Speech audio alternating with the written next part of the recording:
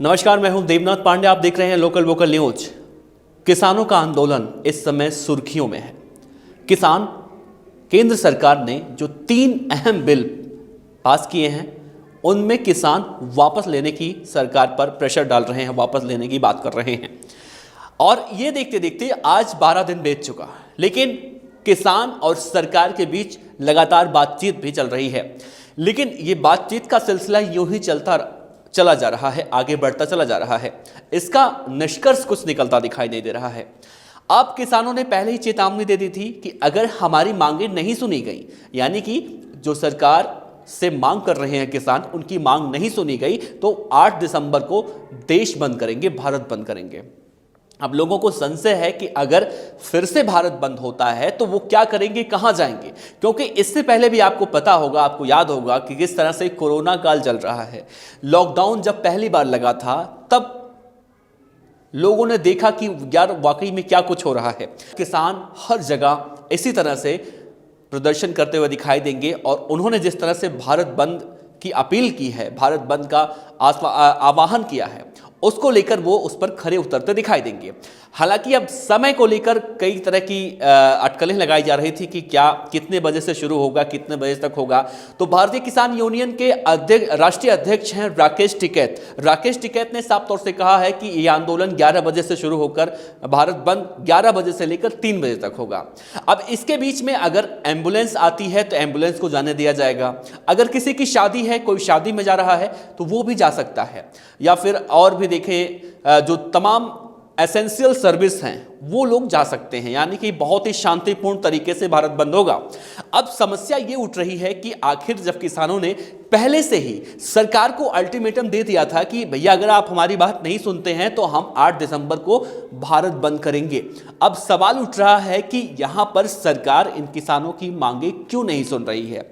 देखिए, जब पहले दिन आंदोलन शुरू हुआ था तो लोगों ने बहुत हल्के में लिया कि किसान है, आंदोलन कर रहे हैं, आज आंदोलन करेंगे, आज हल्ला करेंगे, चले जाएंगे शाम को।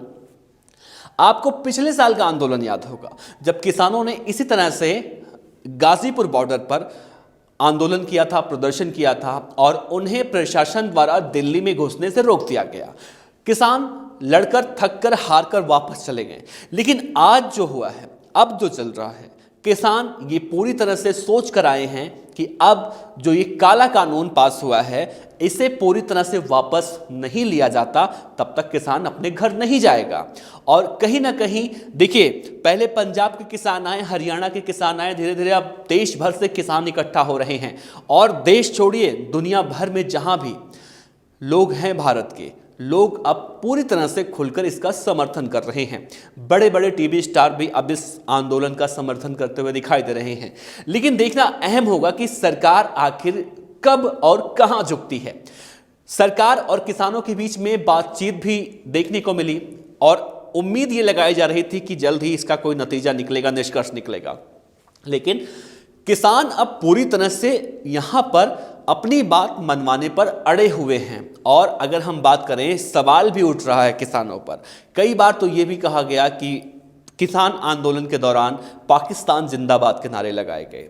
कई बार तो ये भी कहा गया कि किसानों के पास पैसे कहां से आ रहे हैं। कई बार तो ये भी आरोप लगा कि किसानों को कांग्रेस पार्टी भड़काने का काम कर रही है। तो किसान यहां पर, ऐसा तो है नहीं कोई भड़काएगा और किसान भड़क जाएंगे। जो ये 3 कानून पास हुआ है, किसान अब सवाल उठा रहे हैं कि अगर देखा जाए तो केंद्र में एनडीए की सहयोगी दल यानी कि अकाली दल और उनकी मंत्री हरसिमरत कौर बादल, जब ये कानून पास हुआ था तो हरसिमरत कौर बादल ने भी इस कानून का विरोध किया था। और जब सरकार ने हरसिमरत कौर की बात नहीं मानी, यानी कि अकाली दल की बात नहीं मानी, तो हरसिमरत कौर बादल ने मंत्री पद से इस्तीफा दे दिया था। और अब ये आंदोलन इतना उग्र हो चुका है कि इसको संभालना शायद अब सरकार के हाथ में नहीं है, सरकार के बस में नहीं है। दूसरी तरफ कनाडा या फिर जहां भी विदेशों में भारतीय मूल के नागरिक हैं, वो लोग इस आंदोलन का समर्थन कर रहे हैं। वो ये कह रहे हैं कि तुम दूध और बादाम पियो, आंदोलन करो, पैसे की चिंता मत करो, पैसे हम देंगे। यानी आप अंदाजा लगा सकते हैं किसानों के समर्थन में देश के लोग किस कदर यहाँ पर खड़े होते दिखाई दे रहे हैं। लेकिन अब यहाँ पर सवाल उठ रहा है कि आखिर सरकार जब कानून को अच्छा कह रही है, कानून किसानों के हक में कह रही है, तो किसान आखिर उनसे क्यों वापस कानून लेने की मांग कर रहा है। तो यहाँ पर कहीं ना कहीं सरकार या तो किसानों के और सरकार के बीच में जो मध्यस्थता चल रही है, जो बातचीत चल रही है, उसमें जो नतीजा नहीं निकल पा रहा है, उसके पीछे सबसे बड़ी वजह ये भी हो सकती है क्योंकि जिस तरह से किसानों का जो आंदोलन है या किसानों के आंदोलन करने वाले आंदोलनकारियों की संख्या है वो लगातार बढ़ती जा रही है। अगर हम महिलाओं की बात करें तो महिलाएं भी अब इसका समर्थन करते हुए दिखाई दे रही हैं। धीरे धीरे पंजाब के दूर दूर छोटे छोटे गांव से लोग अब दिल्ली में आ रहे हैं और इन किसानों का हौसला बढ़ा रहे हैं। पंजाब में महिलाएं, अब सवाल उठ रहा था ना कि किसान आखिर जब दिल्ली में बैठा है, गेहूं की बुआई का समय है, तो वहाँ खेती कौन कर रहा होगा? किसान अपना नुकसान करके यहाँ क्यों बैठ रहा है? क्या किसान के पास बहुत ज़्यादा पैसा है या फिर कहीं से फंडिंग मिल रही है किसान को ये करने की? तो अब उन लोगों के लिए बता दूं मैं, तो किसानों के घर की जो महिलाएं हैं वो अब निकल कर खेतों में काम कर रही हैं।